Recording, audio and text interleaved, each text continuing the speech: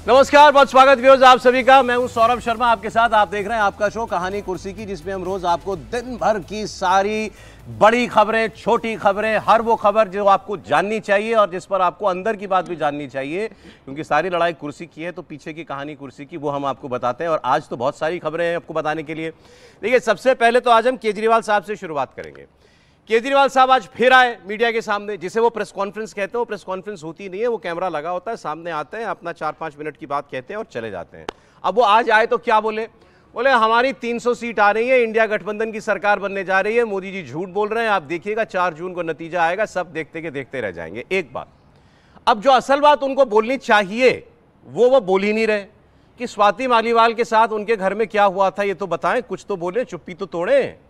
विभव कुमार के लिए वो प्रदर्शन भी करते हैं, रैली में जाकर के भी बोलते हैं, लेकिन जब खुद बात करने के लिए आते हैं तो कुछ नहीं बोलते स्वाति मालीवाल के ऊपर। ये एक बात हुई। फिर उन्होंने दूसरी बात क्या बोली? आज उनके निशाने पर फिर एक बार आए अमित शाह। अब ये बड़ा टैक्टिकल मूव है, इसको आप समझिएगा कि बार बार अरविंद केजरीवाल अमित शाह पर रिएक्ट क्यों करते हैं, अमित शाह के बारे में क्यों बोलते हैं। आज उन्होंने कहा कि अमित शाह ने दिल्ली में रैली की और दिल्ली की जनता को, देश की जनता को गाली देकर के चले गए, सबको पाकिस्तानी बोल दिया।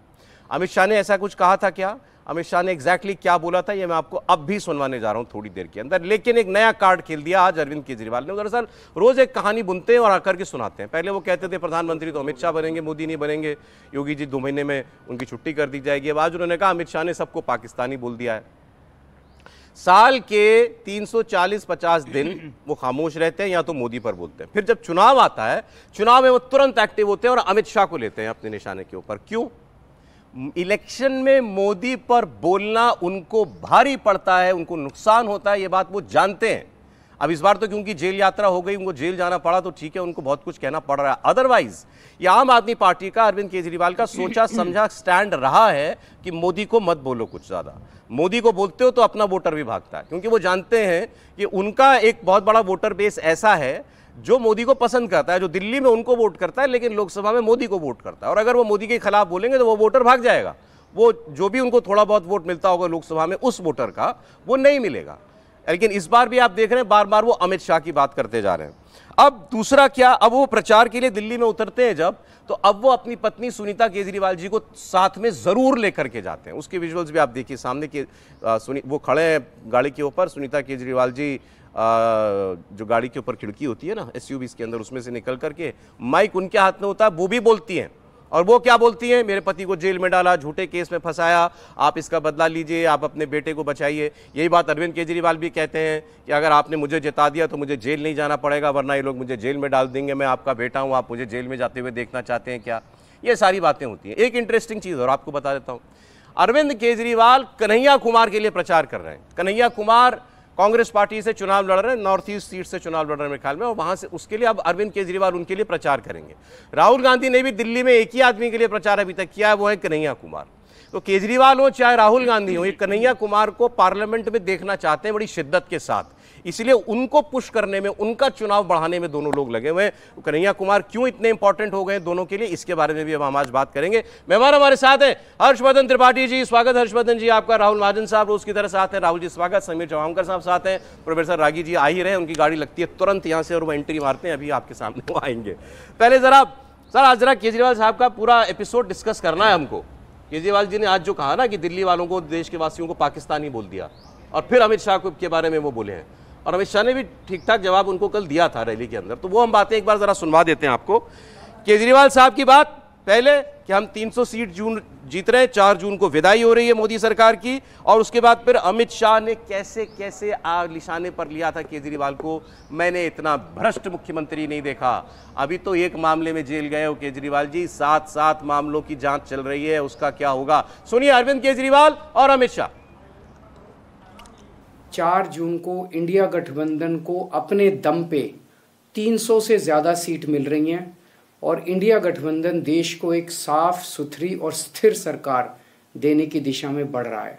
कल अमित शाह जी दिल्ली आए थे और दिल्ली आकर उनकी सभा में बताया जाता है, जो लोग वहाँ मौजूद थे 500 से भी कम लोग थे, और दिल्ली आकर उन्होंने देश के लोगों को अनर्गल गाली गलौज करना चालू किया, जनता को गाली देने लगे।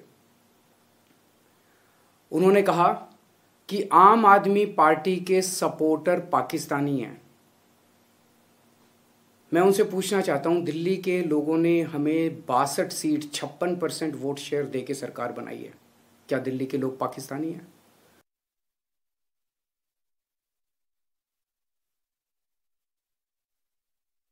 कांग्रेस के नेता, इंडी अलायंस के नेता पूरे देश को डरा रहे हैं कि पाक ऑक्यूपाई कश्मीर की बात मत करिए, पाकिस्तान के पास एटम बम है, एटम बम।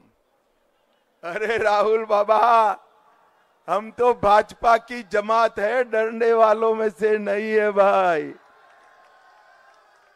मैं आज दिल्ली वालों को कहकर जाता हूं, राहुल बाबा डंके की चोट पर मेरी बात सुन लो।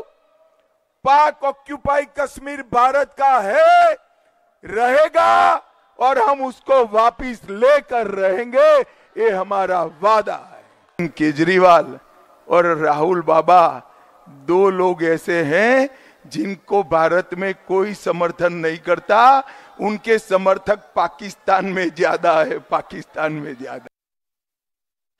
अरे केजरीवाल जी, अभी तो सिर्फ शराब घोटाले की जांच हुई है, 7 घोटालों की जांच बाकी है, 7 घोटालों की जांच बाकी। भाइयों बहनों, इनके जैसा निर्लज्ज व्यक्ति मैंने मेरे जीवन में नहीं देखा है। भ्रष्टाचार के कारण लालू जी भी जेल में गए, इस्तीफा देकर गए। जयललिता भी जेल में गई, इस्तीफा देकर गई। और मंत्री भी जेल में गए, इस्तीफा देकर गए। ये एक नेता ऐसे है जो जेल में तो गए मगर मुख्यमंत्री बने रहे। केजरीवाल जी, फेविकॉल चिपका कर सीएम की कुर्सी पर बैठे हो। 1 तारीख को 7 की 7 सीटें भारतीय जनता पार्टी जीतने जा रही है। तो आपने सुना अरविंद क्या क्या बोला था अमित शाह ने। उन्होंने कहा था कि ये पीओके की बात जब हम करते हैं तो ये डराते हैं इनके नेता। मणिशंकर अय्यर ने कहा था ना कि वो चूड़ियां नहीं पहनी हुई है पाकिस्तान ने भी। उमर फारूक अब्दुल्ला ने बोला था, मणिशंकर अय्यर ने कहा था उसके पास भी एटम बम है, पाकिस्तान की इज्जत किया करो। तो वो कह रहे थे कि भाई आपके लोग पाकिस्तान से हमको डराते हैं, पीओके तो हम लेकर के रहेंगे।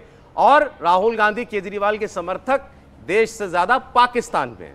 अब इसको कैसे घुमा दिया अरविंद केजरीवाल जी ने कि अमित शाह ने यह कहा कि हमारे समर्थक पाकिस्तानी है, मतलब यहां जो उनका वोटर है वो पाकिस्तानी है। बहरहाल अब स्पिन मास्टर तो सारे हैं चुनाव में, देखिए हर कोई स्पिन करता है। ये बात तारीफ की जाती है, अगर इसमें से कुछ गुण स्पिन मास्टरी का राहुल गांधी के पास होता तो बहुत कुछ बदला हुआ होता। खैर, अरविंद केजरीवाल जो है वो मतलब अपना कॉन्स्टिट्यूएंसी को बड़े अच्छे से जो है वो एड्रेस करते हैं और इस तरह की बातें जो बोल रहे हैं। ये जो 4-4 मिनट के लिए टीवी पर आते हैं, इससे इसका मैं कोई दूसरी असर बात होता है क्या? मैं अरविंद केजरीवाल का मैंने पूरा कल का जो उन्होंने कुछ किया मैंने उसको देखा। उसमें बड़ा इंपॉर्टेंट चीज़ें आप देखेंगे। सुनीता जो वो पहले करना चाहते थे, मैंने कहा था वो इमोशनल अपील करना चाहते थे, कल वो चीज़ें दिखी कि सुनीता केजरीवाल आके बोलती हैं कि क्या आप चाहते हैं कि ये मेरे पति जेल चले जाएं, अगर नहीं जाए चाहते हैं तो वोट करिए। ये जो इमोशनल कनेक्ट करने की और कोई कह दे हम चाहते हैं तो बहुत अच्छी बात है। वो तो जनता में से तो कहा जाता है। देखिए, मैं नेता बड़ी जो मोटी चमड़ी के होते हैं, वो ये सब चीजें, अब नेता जब जाते हैं कहीं तो काले झंडे दिखाई दिए जाते हैं। आजकल नहीं, अब केजरीवाल जी जहाँ जाते हैं लोग शराब की बोतल लेकर के जाते हैं, बोतल हाथ में। तो ये सब कुछ होता है, वो सबको इग्नोर कर देते हैं। वो उन लोगों को जो है एड्रेस करते हैं जो उनके समझ। नहीं, अब ये जो लड़ाई चल रही है, लेकिन वाक युद्ध जो चल रहा है। प्रोफेसर रागी साहब आ गए सर पर, आइए सर, आपका इंतजार था। फेवरेट सब्जेक्ट उनका। हाँ, केजरीवाल जी का सब्जेक्ट उनका ये। लेकिन हर्षवर्धन जी पहले, अब ये केजरीवाल बनाम अमित शाह जो चल रहा है, अब केजरीवाल लेकर के आए सेंटर स्टेज में अमित शाह को अपने कैंपेन के अंदर। ये उन्होंने क्यों किया? और कल जो हिसाब बराबर किया अमित शाह ने, मैंने ऐसा निर्लज्ज मुख्यमंत्री नहीं देखा। 7 जांचें और हैं शराब घोटाले के अलावा। क्या होता है आगे देखिए। देखिए सौरभ जी, सबसे पहले तो ये कि आपने जो एक बात कही उस पर मैं ज़रूर कहना चाहूँगा और देश के लोगों को ये ज़रा सुनना चाहिए। आपने कहा कि जो 2-4 मिनट का वीडियो आता है उनका, उससे क्या बदलता होगा। अब अभी परसों क्या हुआ कि उन्होंने, परसों नहीं या एक दिन पहले, जब 5 बजे कि अरविंद जी प्रेस कॉन्फ्रेंस करेंगे, जब उन्होंने कहा था भाजपा मुख्यालय जाएंगे, उसके एक दिन पहले तो मैंने उसको रीपोस्ट कर दिया। एक पत्रकार के नाते नेता कह रहा है तो वो जानकारी आगे बढ़ाना होता, तो मैंने कर दिया कि कि अरविंद केजरीवाल जी शाम 5 बजे प्रेस वार्ता करेंगे। अब प्रेस वार्ता तो हुई नहीं, वीडियो बाइट आई, नीचे लोग मुझे गालियां दे रहे हैं कि भैया कहाँ प्रेस वार्ता थी, आप पत्रकार हैं क्या हैं बताइए। अब मुझे नहीं पता कि उस और क्या क्या लोगों के मन में आया होगा। फिर कल फिर आया, आज आया, तो मैंने लिखा कि भाई साफ साफ बता दीजिए कि आप वीडियो बाइट देंगे या प्रेस वार्ता करेंगे।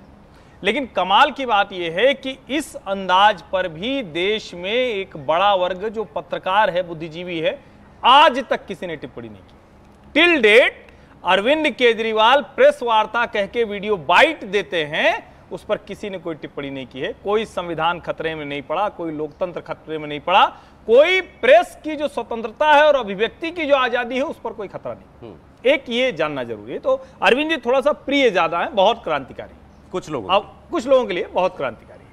अब इसका दूसरा पहलू है, देखिए एक बात समझिए, मैं ये मानता हूं कि अरविंद केजरीवाल को अमित शाह से डर लगने लगा है, बहुत गंभीरता से डरते हैं, उनको डर लग रहा है।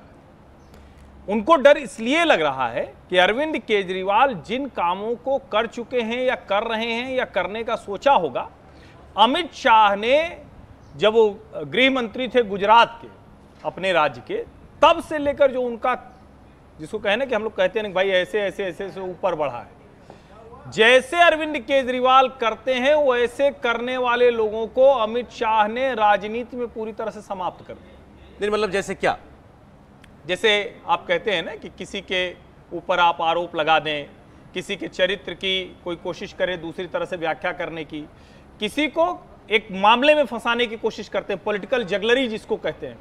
अब अमित शाह को लंबे समय से वो दिल्ली पुलिस को लेकर, ईडी सीबीआई को लेकर, ये ऐसे ही सेम आरोप जब गृह मंत्री अमित शाह गुजरात में थे तो भारतीय जनता पार्टी के भी नेता और कांग्रेस के भी नेता उनके ऊपर लगाते थे। आप, मैं कहूंगा कि उनकी सूची निकाल लीजिए, उनका नाम अभी सबका नहीं लूंगा, उनकी सूची निकाल लीजिए, वो राजनीति के कूड़ेदान में है, उनको आज कोई जानता नहीं। अब अरविंद केजरीवाल अमित शाह के ऊपर वो सारे हमले बोल रहे हैं, हमारे घर पे सीसीटीवी लगा दिया जी, जेल में 14 कैमरे लगे हैं, उन सब की सीधी फीड वो फीड जाती है नरेंद्र मोदी के यहाँ, पीएमओ चली जाती है। अमित शाह सुबह उठता है, कमिश्नर को फोन कर देता, हमारे लोग उठा लिए जाते हैं।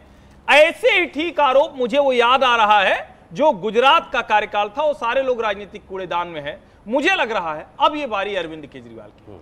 अमित शाह से अरविंद केजरीवाल को डर लग रहा है, इसीलिए वो बार बार कहते हैं 75 के मोदी जी हो गए, अब आप इनको दीजिएगा, आपकी गारंटी। आपकी बात से कोई ये भी मतलब ना निकाल ले कि अमित शाह जानबूझ के टारगेट करते हैं केजरीवाल को, ऐसा है क्या? नहीं नहीं नहीं, जो अमित शाह को टारगेट करता है वो गांधी जी के प्रशंसक नहीं है। अमित शाह को जिसने भी इंटरव्यू किया है, अमित शाह के घर जाएंगे तो ड्राइंग रूम में उनके अगल बगल कौन लगे हैं? उनके अगल बगल सावरकर लगे हैं और चाणक्य लगे हैं, उनमें से कोई एक गाल आगे नहीं करता है। अच्छा, वो क्या करते हैं भाई, घनानंद का साम्राज्य खत्म करना था तो चाणक्य ने शिखा खोली और कहा कि ये तो खत्म करना है। तो उनकी कहा जाता है ना कि कांटा उनके पैर में चुभ गया, तो ये नहीं था कि कांटा निकाल के फेंक दिए, कांटा चुभ गया था तो लौटे कि ये वाला कांटे का पेड़ है, उसको खोदा, मट्ठा लेके आए और उसमें मट्ठा डाल दिया। अब मट्ठा पड़ गया तो कभी वो पेड़ आगे उग ही नहीं सकता है। अमित शाह वो वाली राजनीति करते हैं। ठीक है, तो टारगेट तो करते हैं, लेकिन जो उनको टारगेट करेगा उसको टारगेट करते हैं। अमित शाह सीधे सीधे बोलूं, केजरीवाल जी गलत पंगा ले रहे हैं, गलत पंगा ले रहे हैं, बिल्कुल गलत पंगा ले रहे हैं। मेरा कहना है कि जिस इंसान के पास जो चीज कम होती है वो बड़ी कीमती होती है। अरविंद केजरीवाल के पास समय बहुत कम बचा है, उन्हें मालूम है 2 जून को अंदर जेल में जाना है, उसके बाद तो पता नहीं कब बाहर आएंगे। तो उन्हें जो स्वतंत्रता मिली हुई है बोलने की, चुनाव प्रचार अभियान करने की, उसका भरपूर फायदा अनर्गल बातें करने में, झूठे आरोप लगाने में और भारतीय जनता पार्टी को के अंदर एक तरह कैसे जैसे कहते हैं ना कि आपस के नेताओं की बातों का जिक्र करके कि योगी का बोल के कि योगी को अमित शाह कमजोर करने वाले हैं, योगी को मुख्यमंत्री पद से हटा देंगे। अब कल अमित शाह ने जो भाषण दिया उसका जिक्र उन्होंने अपने लहजे में कर दिया। अमित शाह जी ने कहा था कि आपके प्रशंसक वहाँ ज़्यादा है, और ज़्यादा हैं राहुल गांधी के लिए तो फवाद खान का ट्वीट आता है, फवाद चौधरी का ट्वीट आता है। जब दूसरी बार अरविंद केजरीवाल मुख्यमंत्री बनते हैं तब फवाद चौधरी कहते हैं कि देखिए मोदी केंद्र में तो बन पाते हैं, प्रदेश में अरविंद केजरीवाल को नहीं हरा पाते, हिंदुस्तान में अरविंद केजरीवाल फवाद चौधरी ने अपने नेता का तो काम लगा ही दिया, पाकिस्तान में अब यहाँ लगे। जब फवाद चौधरी इतने बड़े प्रशंसक राहुल गांधी के और अरविंद केजरीवाल के, तो उसमें कोई दो राय नहीं कि पाकिस्तान के अंदर राहुल गांधी के और अरविंद केजरीवाल के बहुत प्रशंसक होंगे।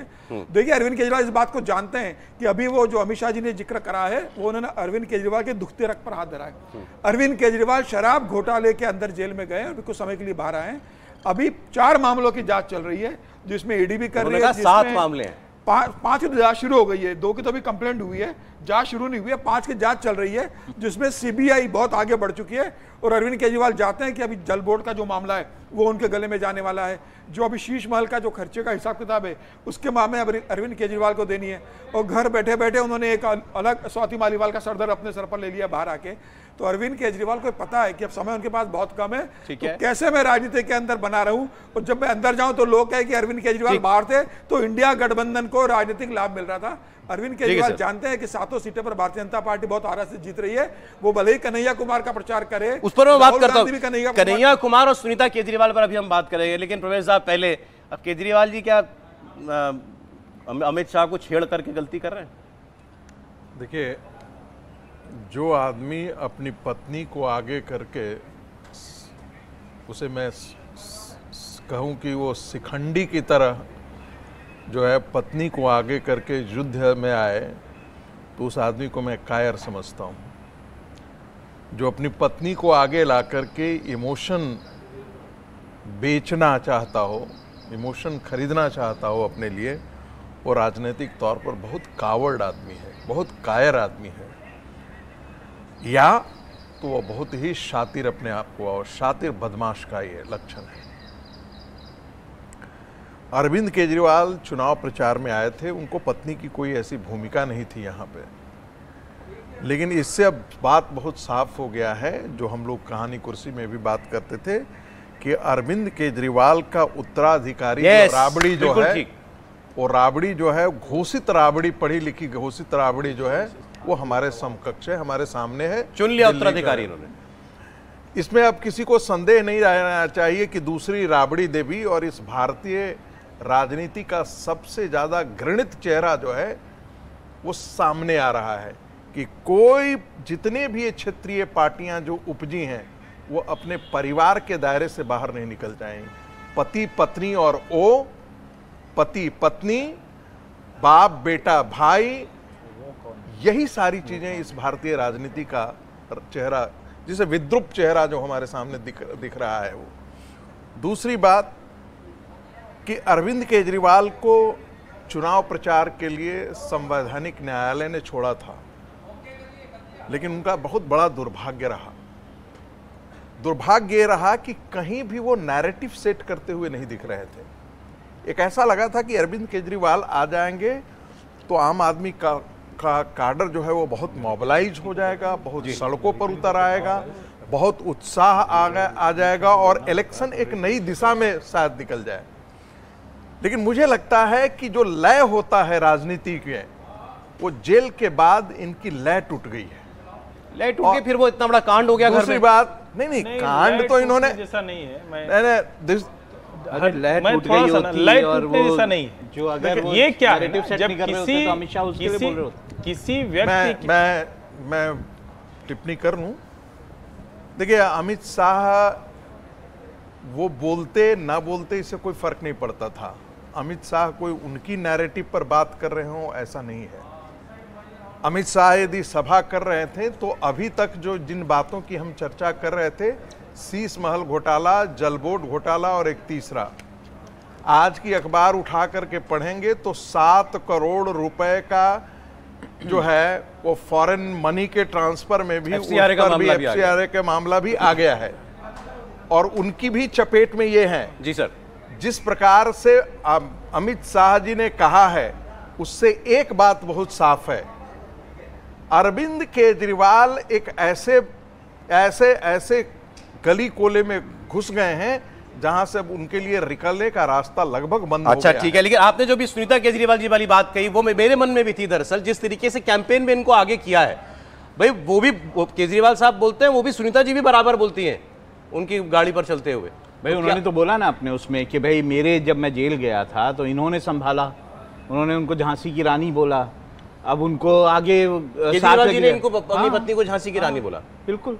अब उनको उन्होंने कहा कि जब मैं जेल चला गया झांसी दे दी ना उन्होंने, मतलब अब ऐसा ही लगता है कि उनको लग रहा है कि अब मैं फिर जाऊंगा, हाँ, तो फिर पार्टी में संकट होगा, कौन संभाले। और रानी भी बोल दिया उनको, तो नेचुरली मेरे को लगता है उन्होंने उनको आगे कर दिया पूरी तरह से कि भाई वो संभालेंगे। Now it is understood thing कि मतलब आप केजरीवाल साहब जब 2 जून को चले जाएंगे दोबारा, दूसरी बात ये जरूर बोलना चाहता हूं, तो फिर सुनीता केजरीवाल अब बिल्कुल क्लियर कट पार्टी हेड है। बिल्कुल साफ लगता है कि सुनीता केजरीवाल जो है वो पार्टी के अफेयर्स को अब संभालेंगी, ऐसा लगता है जिस तरह से भी हो रहा है। लेकिन दूसरी बात, जैसे अब नैरेटिव सेट करने की बात आप लोगों ने की, उसमें बिल्कुल साफ है। देखिए जब अरविंद केजरीवाल ने ऐसे तीर छोड़ा कि भाई ये जो है 75 साल के हो जाएंगे तो छोड़ देंगे, तो अमित शाह जी उसमें क्यों पड़े, उनको जवाब देना पड़ा। तो सवाल पूछा गया था, नैरेटिव ऐसे ही सेट हो, तो वो हो गया। फिर योगी जी को कुछ बोलना पड़ा उस पर। तो ये सारा जो अरविंद केजरीवाल के जो तरीके हैं वो करने के, वो इफेक्टिव तरीके जरूर हैं, वो नैरेटिव को खींचते हैं अपनी तरफ, ये बात उनको देनी पड़ेगी। हाँ, ये बात अलग है कि उनके सारे कामों से, जितना वो जेल जा रहे हैं, सुनीता केजरीवाल पालीवाल का जो मामला हुआ, ये सारों से उनको दिक्कत जरूर हो। ब्रेक का समय होने वाला है, लेकिन दोनों पर टिप्पणी चाह रहा हूं आपकी। सुनीता केजरीवाल का अब कोई शक नहीं है कि पार्टी और शायद सरकार भी पीछे से वही चलाएंगी, और जब केजरीवाल जेल जाएंगे, कन्हैया कुमार में क्यों इतनी दिलचस्पी है राहुल गांधी और केजरीवाल साहब दोनों को? देखिए, सबसे पहले तो ये कि जो रागी जी कह रहे थे लय टूट गई, लय नहीं टूटी। केजरीवाल का जो बेसिक स्ट्रक्चर कहते हैं, जो बुनियाद है, वो टूट गई है। लय टूटना तो सामान्य, आप कुछ बोल रहे हैं, कोई बीच में कुछ बोल दिया, कुछ गड़बड़ हो गया, ऐसा नहीं है। ये बुनियाद हिल गई है, और केजरीवाल के राजनीतिक चरित्र पर इतना बड़ा सवाल आज तक खड़ा नहीं हुआ। आप लोग बार बार बात कर रहे हैं कि नंबर 2 हो गई, स्टार प्रचारक बना दिया, झांसी की रानी भी राहुल जी बता रहे हैं वो वाला, हालांकि वो हिस्सा मैं सुन नहीं पाया हूं, अब सुनूंगा जाके फिर से। लेकिन फिर सवाल और बड़ा हो जाता है, क्या स्वाति मालीवाल इसका विरोध कर रही थी? ये सवाल पूछिए। अब ये तो पता नहीं सर। नहीं, आप सोचिए जरा, स्वाति मालीवाल क्या इसी का विरोध कर रही है कि भाई जिस महिला को हम लोगों ने सम्मान के तौर पर, अरविंद जी की पत्नी के तौर पर, एक सम्मानजनक चेहरे के तौर पर देखा, वो सम्मान आप, वो जो सैकड़ों वॉलंटियर थे, कार्यकर्ता थे, जिन्होंने भ्रष्टाचार विरोधी आंदोलन में एक तरह से अपना जीवन खपा दिया, अपनी जवानी खपा दी, आप उस पर उठा के लाके किसी और को बिठा देना चाहते हो? किसी और को? पत्नी है उनकी। पत्नी लोकतंत्र में कोई पद नहीं होता है। पत्नी अरविंद केजरीवाल की है, पत्नी का कोई पद नहीं होता। ठीक है, हम लोग सार्वजनिक जीवन में ही तो हैं, ठीक है, नेता नहीं है, पत्रकार हैं। ऐसा थोड़ी ना है कि हम कल को चले जाएंगे तो आप कहेंगे अच्छा हर्षवर्धन जी की पत्नी को आज बुला लीजिए, या सौरभ नहीं रहेंगे या सौरभ की पत्नी आज एंकर कर देंगे। संभव है क्या? यहां तक कि प्रोफेसर साहब भी क्लास लेने किसी दिन छोड़ेंगे तो कहीं थोड़ी नहीं कहेंगे कि हमारी पत्नी ले लेंगे, क्लास ले लेंगे। नहीं हो सकता है संभव। भारतीय राजनीति ने ऐसे चरित्रहीन उदाहरण प्रस्तुत किए हैं, उसमें ये एक और बड़ा। और जब मैं चरित्रहीन कह रहा हूं तो चरित्रहीन का मतलब हमेशा वही नहीं होता है कि स्त्री, पॉलिटिकल चरित्र। चरित्रहीन मतलब जो पॉलिटिकल कैरेक्टर है वो अरविंद केजरीवाल ने गिरा दिया है, और फिर जाहिर है ऐसे व्यक्ति को कौन अच्छा लगेगा? अरे चलिए आगे, कन्हैया कुमार।